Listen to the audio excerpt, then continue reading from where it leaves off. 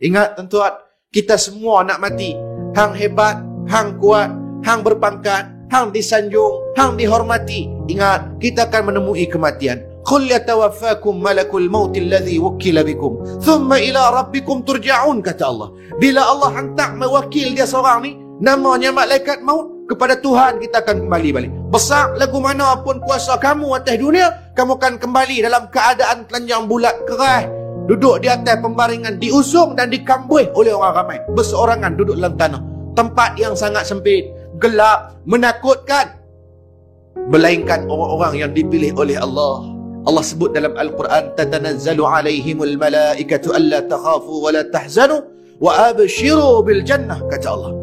Orang-orang yang terpilih ini, Allah akan turunkan para malaikat untuk menjadi peneman kepada dia dalam kubur esok. Di saat semua orang lain takut, kuburnya sempit, kuburnya gelap, dipenuhi dengan pelbagai halangan dan cubaan, maka Allah Ta'ala turunkan para malaikat bagi hamba yang terpilih menemani orang yang mati tersebut. Lalu para malaikat berkata kepada orang yang mati, alla takhafu wa la tahzanu, wahai hamba Allah, jangan kamu takut, jangan kamu sedih, kami ada menemani kamu. Wa abshiru bil jannah, berseronok dan bergembiralah kamu dalam syurga Allah Subhanahu wa taala. Jadi tuan-tuan, kita nak duduk dalam golongan yang mana? Bila kita mati ni satu permulaan kepada hari akhirat kita. Kita akan berpindah daripada alam syahadah yang kita duk ada lah ni. Boleh berjalan pergi mana-mana, boleh mentak darah apa yang kita nak makan dan sebagainya. Tetapi bila sampai masanya, kita akan berpindah masuk ke alam barzakh dan alam akhirat. Bermula dengan kematian. Bila mati kita ni tuan-tuan, kita akan menunggu satu saat kita akan dibangkitkan seorang demi seorang. Manusia, jin dan para haiwan akan dibangkitkan oleh Allah Subhanahu wa taala apabila ditiup sangkakala yang kedua.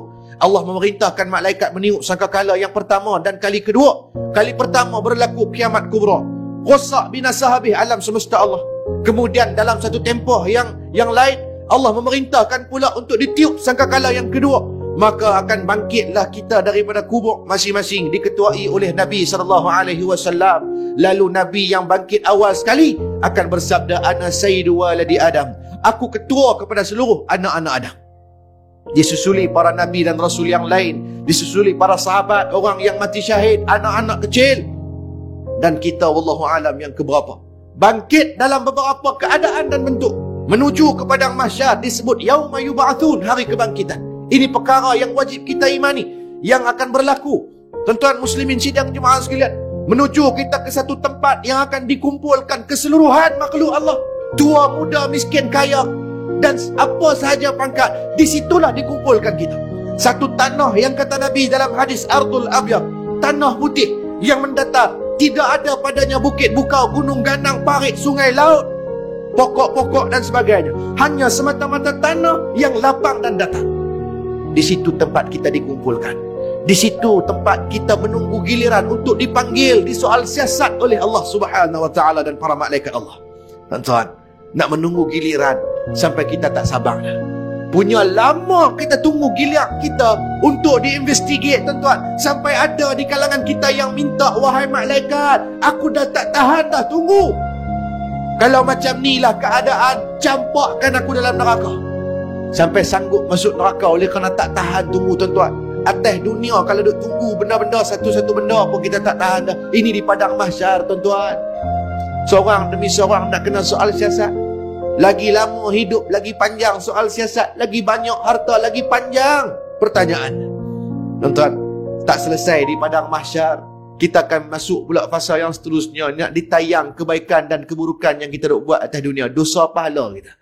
Walaupun dosa tu dosa yang telah pun kita lupakan, berpuluh tahun dah kita tak buat benda tu, tetapi kita tidak bertaubat kepada Allah. Ingatlah bahawa Allah Subhanahu wa taala ada jurutype yang tak pernah tidur dan lena, Raqib dan Atid, chief clerk yang sentiasa menaik ataupun mencatat kebaikan dan keburukan yang kita pernah lakukan, even though walaupun kita ni telah pun melupainya, tetapi Allah tidak pernah lupa.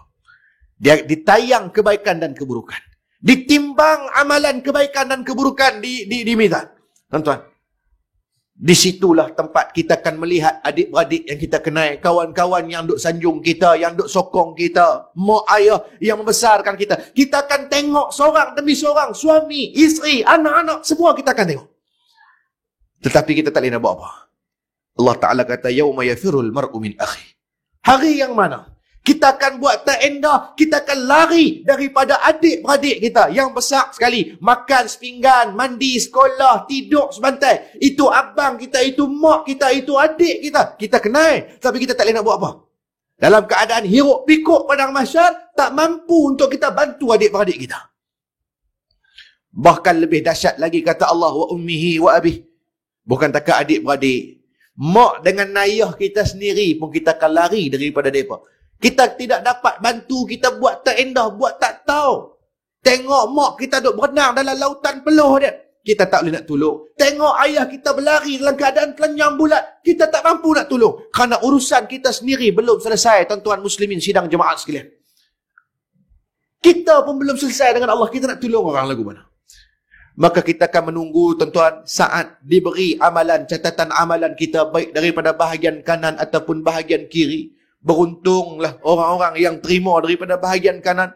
Karena Allah Subhanahu wa taala berfirman, "Fa amma man utiya kitabahu bi yaminih, fasawfa yuhasabu hisaban yasira," kata Allah. Dan ada penggolongan orang yang menerima amalannya daripada bahagian kanan. Fasawfa, maka bagi dia hisab yang ringan, yang dipermudahkan, yang dipercepatkan, kata Allah.